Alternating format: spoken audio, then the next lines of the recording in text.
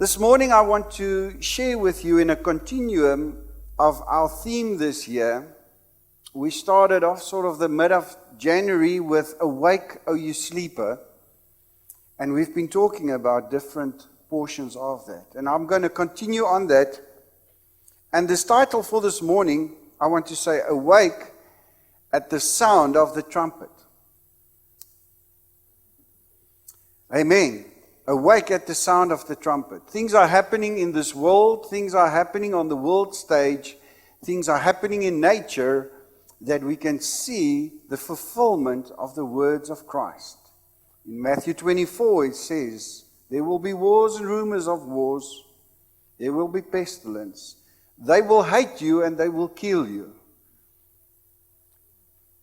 And all of these things are as birth pains to a woman. Now, for us that has gone through birth pains will agree with me that birth pains start slowly, but get more rapidly and more frequently and more severely as closer than you get to giving birth. Which means that all of these things and calamities that is happening will start to intertwine and happen at the same time more severely. I don't want to talk about Corona, and I don't want to talk about Europe, the financial situation of this world, what is happening in the markets of China and the markets of the US and whatever. You can watch the news for that. But what I want to ask you is watch the news and watch your Bible. And you will see the fulfillment of the prophecies of God. Amen. So do not be afraid, do not be dismayed, do be encouraged. Because our salvation is very near and nearer than we have thought in the beginning. I want to give you the scriptures that we've been working with all throughout. And that's Ephesians 5 verse 14 says, Awake you who sleep, arise from the dead, and Christ will give you light. Matthew 25, I'm going to read it again very, very quickly. Then the kingdom of heaven shall be likened to 10 virgins who took their lamps and went out to meet the bridegroom. Now 5 of them were wise and 5 were foolish. Those who were foolish took their lamps and took no oil with them. But the wise, everybody say, but the wise. But the wise took oil in their vessels with their lamps. But while the bridegroom was delayed, they all slumbered and slept. Now, verse 6 says, And at midnight, a cry was heard. You know, there was a shouting, there was a calamity at midnight. Desiree, should we turn it up for you a bit? Who of you have been in a very, very deep sleep, so much so that somebody tries to wake you using your name and they could not succeed? Say, Jean. Jean. Jean.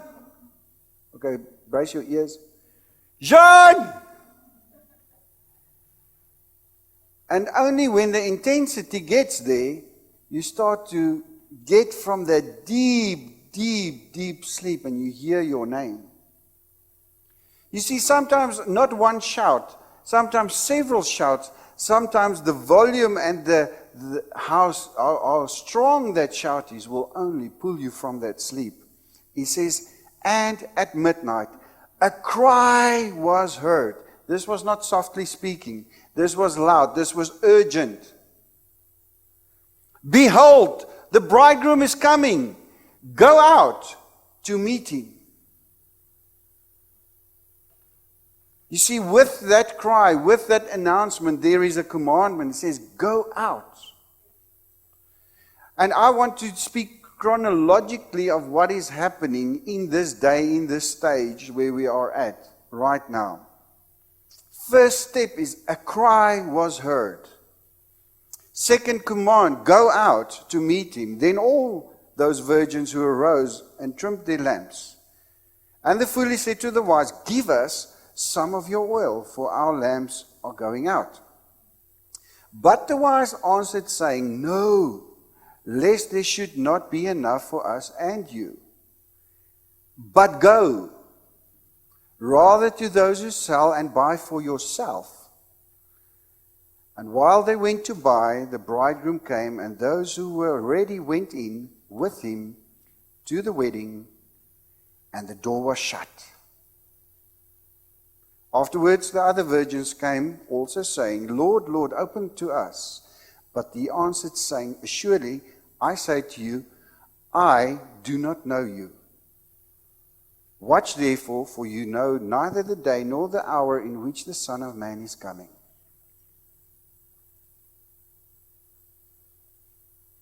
Why does God give us prophecies? Why is the Bible full of warning and likenesses and things telling us of what is to come, which is a prophecy? Why? Why does God do that?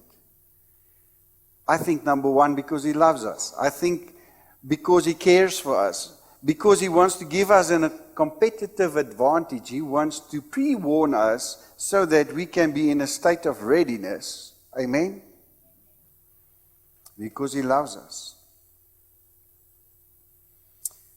Who of us know that God is shouting at us right now? This is no longer, John. This is, John, get up, wake up. You can put your name in it. God is screaming at us at the moment. You have only but to switch on the television. You have only but to look in any direction, into economics, into healthcare, into the world stage, into nature. You can look in any direction. God is screaming at this world. Why? Why? Because He loves us. Because He's told us about these things more than 2,000 years ago, and it's happening right now. You see, throughout the scriptures we see that. It says, at the midnight hour there was a cry was heard. You know, in Israel right now, Ezekiel 38, all of those scriptures, you can go read it and you can watch the news. It's happening right now in Israel. The world stage, what is happening in Germany, they are pushing out all of these world leaders to make space for new world leaders. If you can just understand what is the prophecies, you see what is happening on the world stage as these leaders are shuffled, moved around, and calamity is falling upon us. Chronologically, we look at the scriptures saying here that there's an alarm, there's a time to trim your light and let your light shine, and then there's a time of closing the door. We call it the rapture, the taking away of the holy ones. Amen? God is ready to take away and segregate the sheep from the goats. You see, the sheep is not sitting in church and the goats are outside that door. The sheep and the goats are inside church. There's 50 percentile. I want to encourage you this morning with this word, and it's going to start now. They said the wise had the oil. The foolish did not have the oil, but go rather to those who sell. You see, at the moment chronologically when the cry went out, there is still a gap. There is still a portion for salvation. The scripture does not clearly state that all 50 percentile of the foolish, the door was shut to them. If I read the scripture, it says the foolish had to go and buy. And the sooner you can buy and purchase the oil, be filled with the Holy Spirit of God, doing the will of God and the commandments of God, the faster you're going to turn into a wise virgin. Amen? Because the scripture doesn't say that then all 5 of them, the door was closed. He says, and while they went to buy, the bridegroom came. So I want to believe that in the time of purchasing, you need to do it hastily and fast if you are not there. And those who were, you see, it doesn't say and the 5. It says, and those who were ready went into the wedding, and the door was shut. Does your scripture says the 5 came to the door and the door was shut? He says those that were ready went in to him, to the wedding, and the door was shut. Then afterwards, the other virgins came also. So bearing this in mind, I just want to bring you to this understanding. Chronologically, there is an announcement in the spirit. There is an announcement in the physical. There is things that we see happening according to Matthew 24. And if you don't see it, ask the Holy Spirit to open your eyes, that you see what's happening. The alarm went, and then there is still a time that you can make right. There's still a time where we can let our light shine. There's still a time where somebody else can see the light that is burning within me and also switch on their light. Also come to God through the way that I live my life in this moment, in this time. But the time is soon and very soon that we're going to see our King. Amen? The time is soon and very soon that we're going to be pulled and plucked away from this earth. There's all sorts of theory and theologians that says they've got it nailed.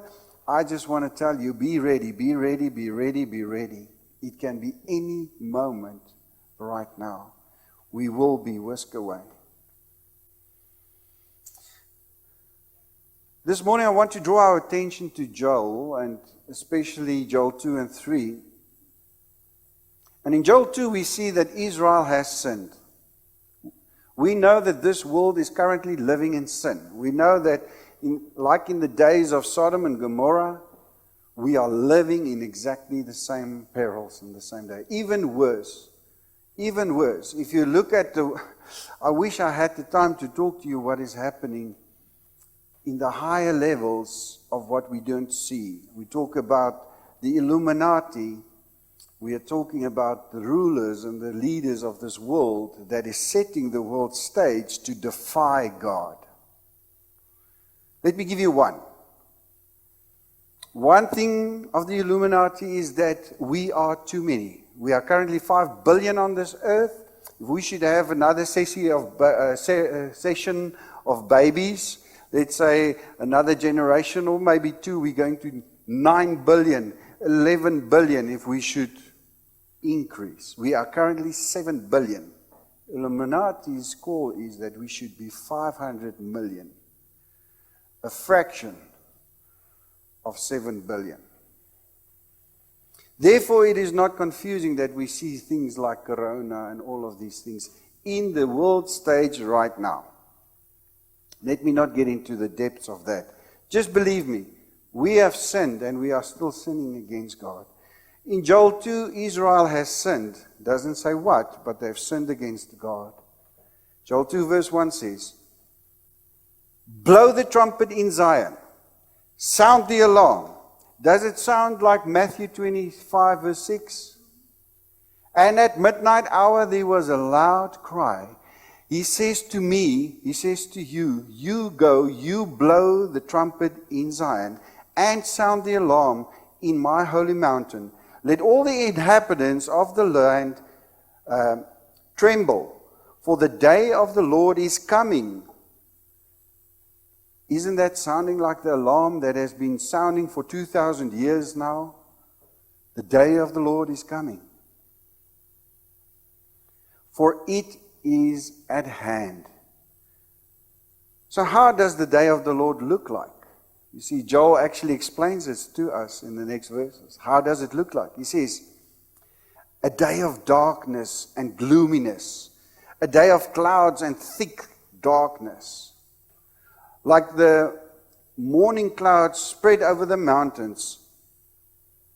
That is how the day of the Lord will look like. Doom and gloom, darkness, no hope. There is no salvation. Why? Because there need to be standing up an Antichrist that says, I am the Savior. We need to get into a position where the doom and the gloom is so heavily on us that we will cry out for any man that will stand up and say, I've got the answer. The world stage is set and is being set for that purpose.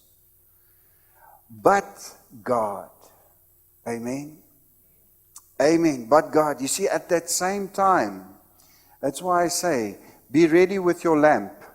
Be ready, wise, and filled with the Holy Spirit. Because the next verse is, and the people came, great and strong, the like whom has never been, nor will there ever be any such after them, even for many successive generations. Who are these people? This is the army of God. This is the army of God. This is you and me. This is the wise virgins with their lamps burning. I want to reiterate again. As the alarm is sound, as the trump is being blown right now, the awakening of the child of God, the virgins with the oil of the Holy Spirit in them is starting to burn. Amen. And it's going to get fierce and fierce and a stronger burning within us. Because if you look at what Joel is saying, how does these people look like? That is burning in that last fraction of a second before the midnight toll is tolled. Before the midnight is struck.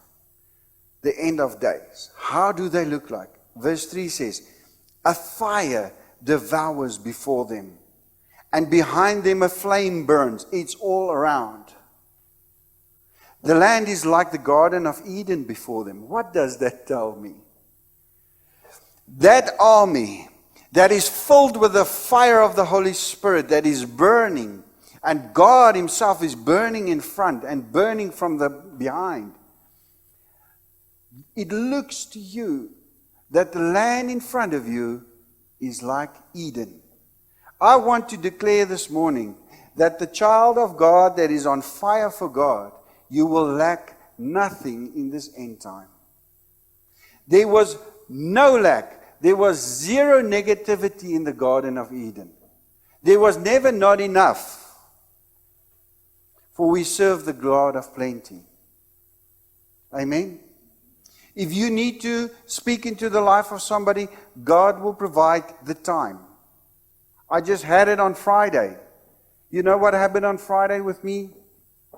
I was scheduled for a meeting 9 o'clock. So we prayed with the men from 8 o'clock to 9 o'clock. I told the men, guys, please, we have to pray. 9 o'clock, I've got a hard stop. I've got a meeting. When I switched on my computer for a Skype meeting, my meeting was cancelled. And at that time, God ordained for another pastor to be sitting with me. And I said to that pastor, you know what? God ordained for me to have this business meeting. God ordained for the business meeting to be cancelled. So that the God ordained meeting between you and me can happen right now. And we could speak into each other's lives. So I took almost an hour, which was my business meeting, speaking into the life of this pastor, and this pastor speaking into my life.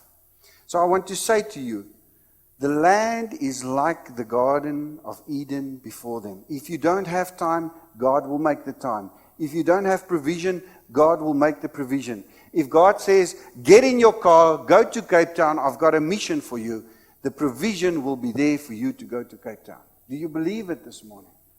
There's a fire burning before you and a fire burning behind you. We are protected by the power of the Most High God in these last days. And behind them, a desolate wilderness. Surely nothing shall escape them. Their appearance is like the appearance of horses, and like swift steeds, so they run. With a noise like chariots over mountaintops they leap. Like the noise of a flaming fire, that devours the stubble. There's another portion in Job that he talks about the stubble and who the stubble is. But the stubble is the enemy of God. Like the noise of a flaming fire that devours the stubble, like a strong people set in battle array, before them the people wither in pain. All faces are drained of color. They run like mighty men, they climb the walls like men of war. Every man marches in formation. Listen to this. And they do not break ranks. They do not push one another. Everyone marches in his own column. Though they lounge between the weapons, they are not cut down. They run to and fro in the city. They run on the walls. They climb into the houses. They enter at the windows like a thief. It is a mighty army of God that is running. It says, go. When the call of midnight came, it says, go then. Go then. It says, go out to meet him. You see, in this last stretch, we heard the call. We are preparing to meet the bridegroom. We are going out into the streets and we are burning for Christ. Amen. Amen. And God is with us. In verse 10 he says, the earth quakes before them. I want you to understand the earth quakes before God. When I step, the earth didn't quake before me. But in the spirit, as a child of God, we are becoming mighty men and women, warriors of the Most High God. The earth quakes before them. The heaven trembles. The sun and the moon grow dark, and the stars diminish their brightness. The Lord gives voice before his army. There it comes through. There he described to you who these people are. The Lord gives voice before his army. For his camp is very great. For strong is the one who is execute his word. So it says that Jesus Christ is executing the will and the word of Father God in this last days. For strong is the one who executes his word. For the day of the Lord is great and very terrible. Who can endure it? You see, if you are a sheep or you are a goat, we all call out, come, Lord Jesus, come. But I want to ask you this morning, if you are crying, come, Lord Jesus, come, will you be standing when the fire falls? Or will you be burnt like stubble? Therefore, in Joel, the next portion goes out to a call of repentance. And I'm not going to go through all of that. I just want to give you 2 scriptures on that. It says in verse 12, now therefore, this army of God, the call has gone out. This wise virgins have started to burn for Christ. Now therefore, says the Lord, turn to me with all your heart, with fasting, with weeping, and with mourning, to rent your heart and not your garments. Return to the Lord your God, for he is gracious and merciful, slow to anger, and of great kindness, and he relents from doing harm. I'm going to read to you in a while what the word says, how ferocious God is. When we talk about the virgins came there and the door was shut, it is ferocious. It is heartless. You can say, this is not the God that we serve. I'm going to read it to you. But the God, you see, your Holy Spirit, thank you for that. You see, we say, this is not the God we serve because we don't serve him. You see, God cannot do this because this is not the God we serve because we don't serve him. But if you serve God, then this scripture comes into play. Where he says, for he is gracious and merciful, slow to anger and great kindness, and He relents from doing harm. Amen. He says, therefore, fast, weep, mourn, rend your hearts. Verse 15 says, blow the trumpet in Zion. So you're blowing the trumpet in Zion. This last days, as we are going out, like Matthew 25 has said, go out. We are blowing the trumpet. We are declaring the good and the righteous day of the Lord. Amen. He says, what will happen if we do repent? You can read for yourself in verse 21 to verse 24. But I'm just going to read verse 21. He says, fear not, O land, be glad and rejoice, for the Lord has done marvelous things. You see, if we repent and we get in right standing with God, there is no fear. There is no fear. How does this army look like that God is raising? It is a blazing inferno. It is men and women that will not back down. It is men and women that will not be quiet. It is men and women that will stand for the righteousness of God. Therefore God says, if the trumpet is sound, if you have repented, if you need to repent, if you go through Joel 2, the sequence is like that. Sound the trumpet. Repent. If you repent, do not fear, for God is merciful and graceful. Then it comes, he says, verse 28, and it shall come to pass afterward. And it shall come to pass afterward, that I will pour out my Spirit on all flesh. Your sons and your daughters shall prophesy. Your old men shall dream dreams. Your young men shall see visions. And also on my men servants and my maid servants, I will pour out my Spirit in those days. And I will show wonders in the heavens and in the earth, blood and fire and a pillar of smoke. You see, God says here in that scripture right there, it doesn't matter if you are old, if you are young, if you are a man, a woman, a child. Doesn't matter. Everybody that will call out to the name of Jesus, everybody that will repent, God will pour out His Spirit on all flesh that is calling out to Him. Amen. But it is more than just to have that first step of salvation, say, Lord, please save me. Thank you, I'm saved, I'm going to heaven. No. It's asking for us to move when God moves, as we were singing right now. Like in the 40 years in the wilderness with the Israelites, when the pillar of smoke moved, when the pillar of fire moved at night, the Israelites moved. When it stood still, they stood still. Therefore he says there, and I will show wonders in the heavens and in the earth, blood and fire and pillars of smoke.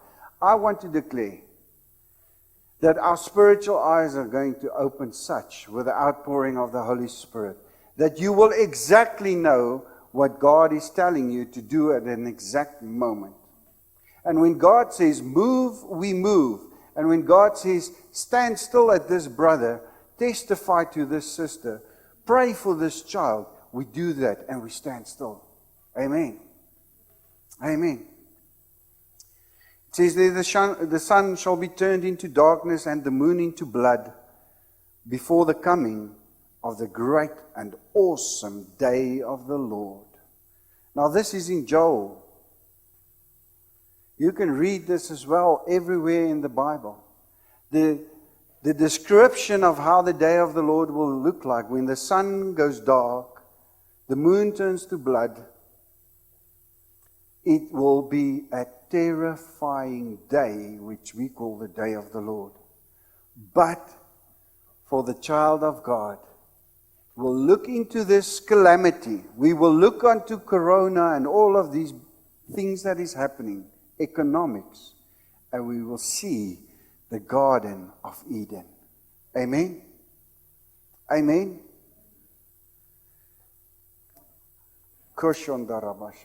I tell you, Matthew 25 tells us exactly the same thing.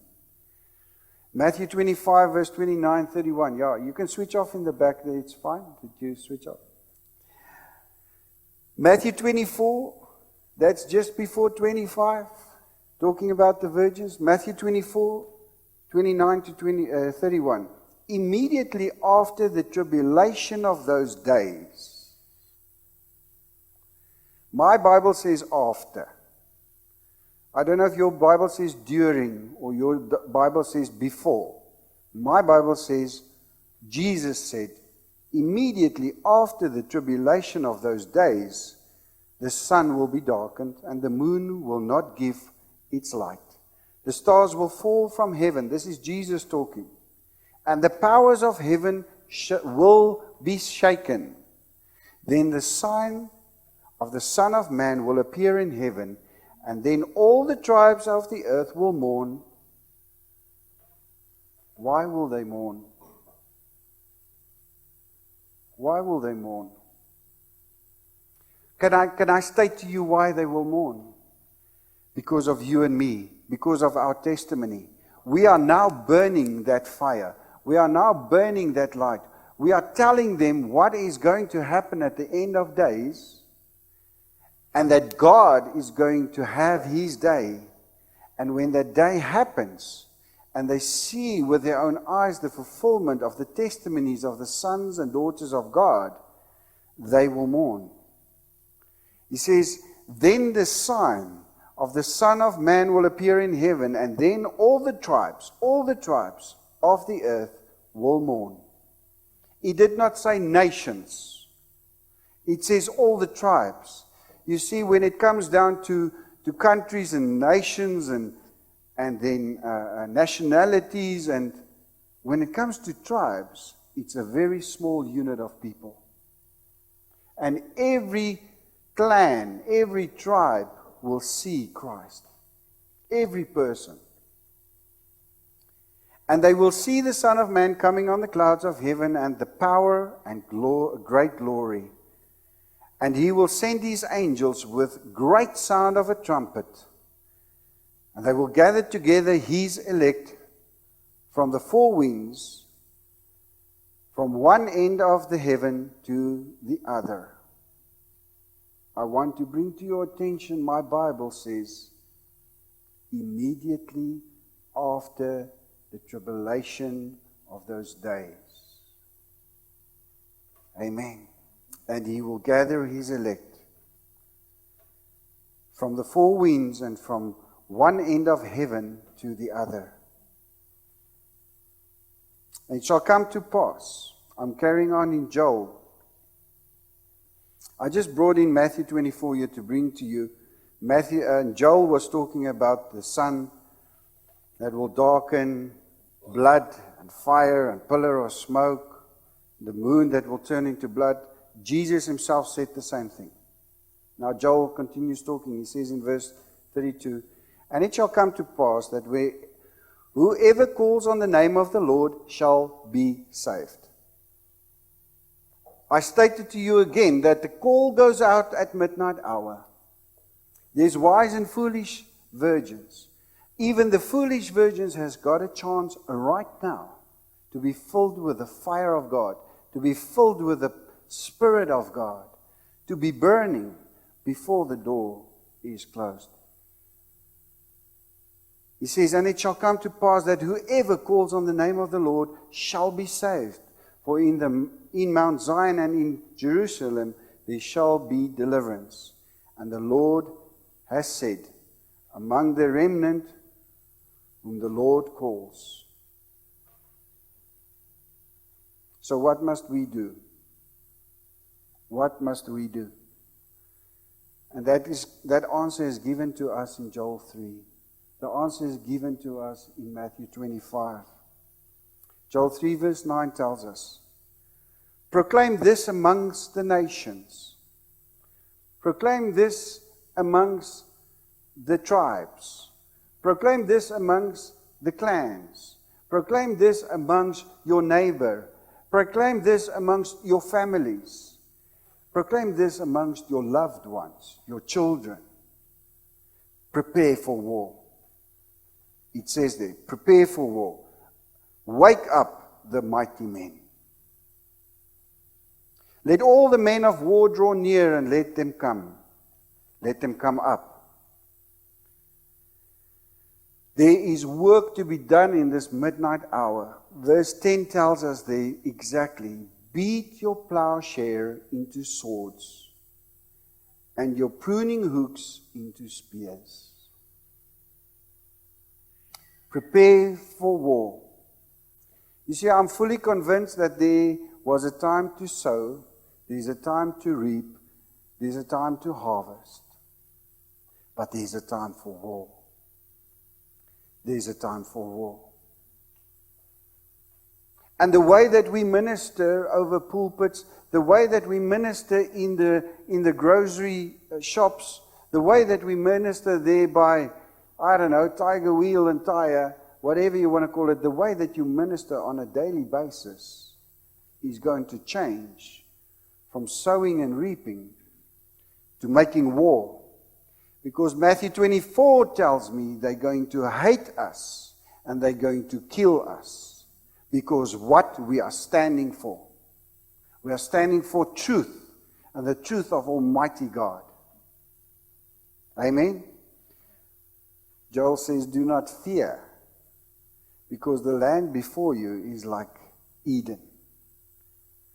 Joel says, do not fear, because there's a fire. It's not my fire, but it's God's fire burning in front of me and burning behind me. Do not fear. But this is a call for war. He says, beat your plowshares into swords. Change your ministry. Change how you use the Word of God as a weapon. And your pruning hooks into spears. Let the weak say, I am strong. Assemble and come, all you nations, and gather together all around. Because your mighty one, to go down there, O Lord. So we need to go like Matthew 25 says, go out. We need to go to that place where God says, this is the preparation for war. This is where we're going to fight. This is where we're going to stand. Verse 12 says, let the nations be wakened. So I know we are talking here about awake, O you sleeper. We are talking about individually. We are talking about maybe even people in the church. But God is calling us to a bigger war, a greater war. He's calling men and women, maybe sitting right here, to be voices that can speak into nations. He says, let the nations be awakened and come up to the valley of Jehoshaphat. For there I will sit to judge all the surrounding nations, put in the sickle, for the harvest is ripe. Come, go down, for the winepress is full, the vats overflow, for their wickedness is great. Multitudes, multitudes in the valley of decision. Remember, what did I tell you about, was it 2 sermons back or 1 sermon? What does the definition say about foolishness and about wise? Go look in your dictionaries this afternoon. The dictionary says that foolishness is a decision. To be wise is a decision. So foolishness and wise, to be wise, is within you. It is your decision. He says, multitudes, multitudes in the valley of decision. For the day of the Lord is near in the valley of decision. The sun and the moon will go dark, and the stars will diminish their brightness. The Lord also will roar from Zion and utter his voice from Jerusalem. The heavens and the earth will shake, but the Lord will be a shelter for his people. Can you say amen to that? Can you repeat it with me? But the Lord will be a shelter to his people. and the strength of the children of Israel. Why is there a double statement? But the Lord shall be a shelter to his people. Then it says, and the strength of the children of Israel. Because if you understand the end times, there is two groups. There is the saints, those of us that will be whisked away with the second coming of the Lord. And then there's Israel that will go through the tribulations. Israel that will be guarded and protected through the tribulations. Amen. I want to encourage you this morning. It is still not too late. There is still time for you to fill your lamps. There's still time for you to say, Lord, I want to come in a humble submission and live my life accordingly. There is a moment, and it is going to be so brief and so that the door will be shut. And Jesus will say, surely I say to you, I do not know you. You may not enter anymore. And I want to bring that urgency to you. That my Bible did not say that 5 virgins were turned away. I want to bring it to you that those 5 virgins, although they might be foolish, may go out still, fill themselves up with the glory of God, with the power of God, and in that process, get others to join into the feast. As you let your light shine in these days, in this moment, in this second before midnight, God is going to raise up an army. Sure. Guys, I don't know how to tell this to you, but we do not have a choice. In the Second World War, you don't have a choice. You said, you are called for service. You are going to war. You have to defend this country. So it is far detached from our thoughts because we did not go through the Second World War. But the time is now when the child of God needs to stand up and say, yes, Lord. Yes, Lord. Though I am weak, I am strong within you. Yes, Lord. Nothing will befall me that is not in your will. Yes, Lord, when I step forth, the earth will shake. When I step into this business meeting, I'm going under the protection of God. When I pray for this person for healing, I'm under the blood of Jesus. And the blood of Jesus, the power in the blood of Jesus will bring the healing. When I speak to this person about Christ, it's not me, but the Holy Spirit that will convert that person. I want to encourage you this morning, there is no pressure. When you speak to somebody about Christ,